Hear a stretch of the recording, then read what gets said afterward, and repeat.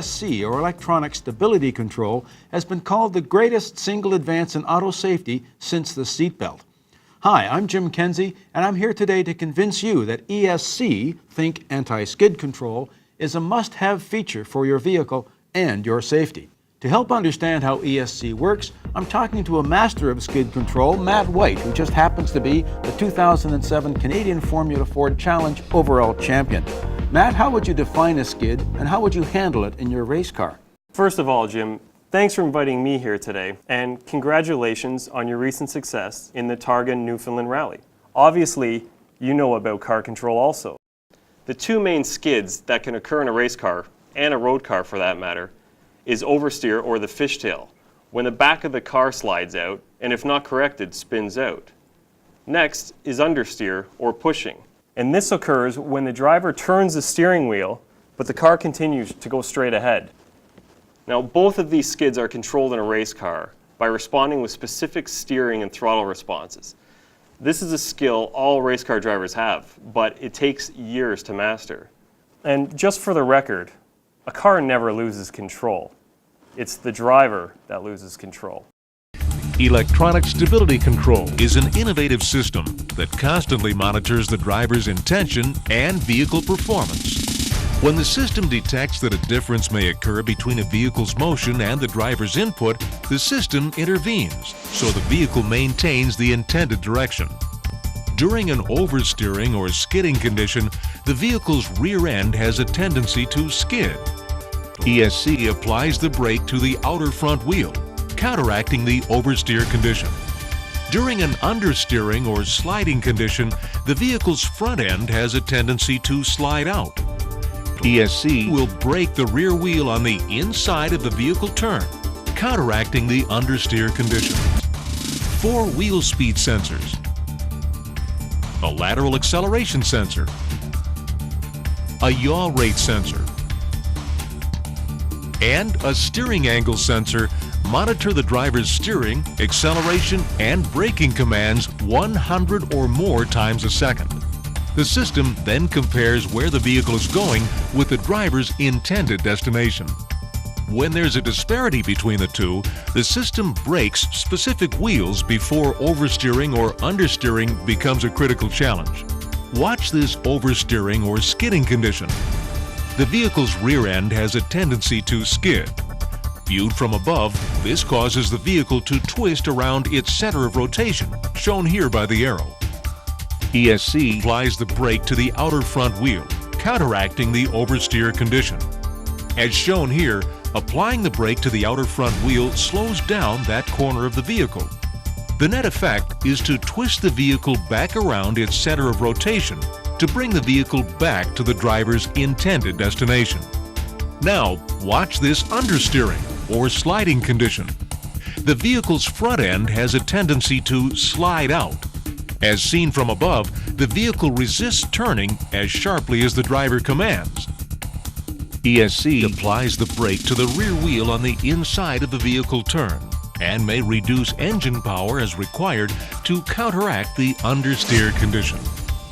As shown here, applying the brake to the inner rear wheel reduces its side force and slows down that corner of the vehicle. The net effect is to twist the vehicle around to the driver's intended destination.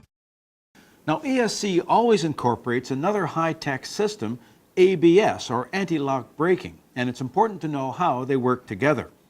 As long as a driver keeps the vehicle on a paved road, dry or wet, ABS has a definite advantage over non-ABS vehicles when measured in crashes and injury.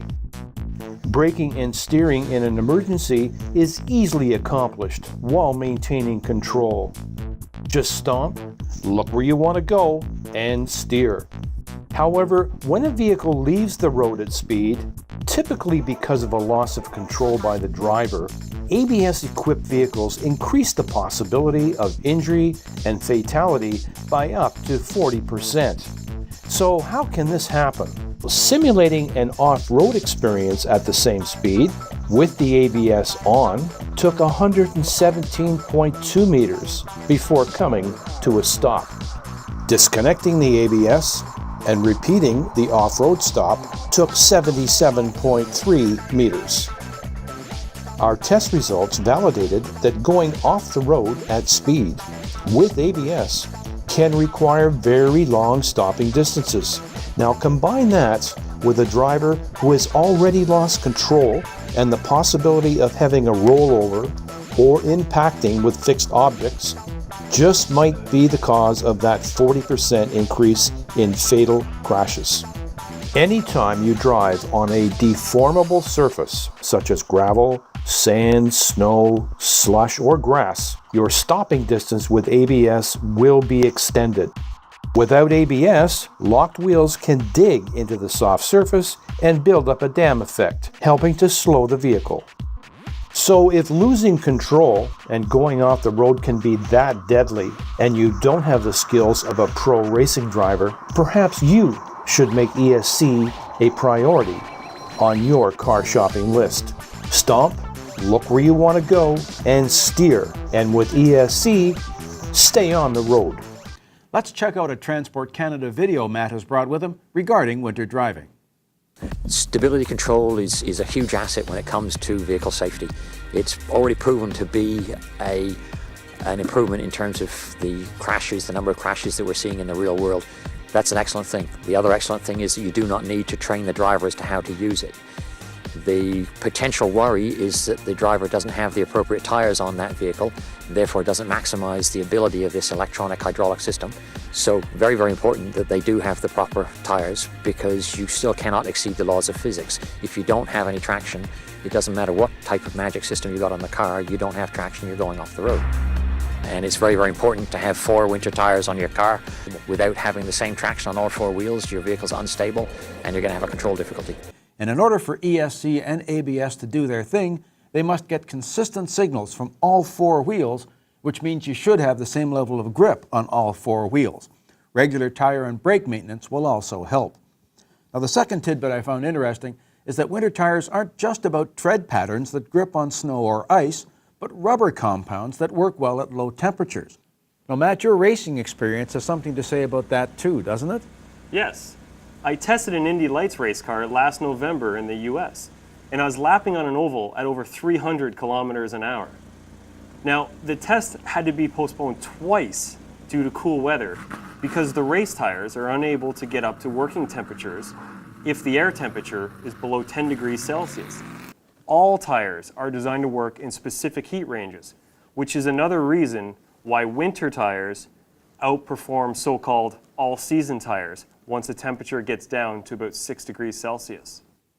So, winter tires for winter conditions, proper tires for summer, and a vehicle that is equipped with ESC. Together, these make up a package that will generate the most safety you can get in the vehicle when it comes down to driver control. Now, there's one more thing you should consider. Matt's racing car doesn't make him the champion that he is. He knows how to drive. He was trained by professionals at the novice and advanced levels. And we're fortunate in Canada to have some great driver training schools that can teach you how to handle your car in difficult conditions, or better still, to avoid difficult conditions before they get out of hand.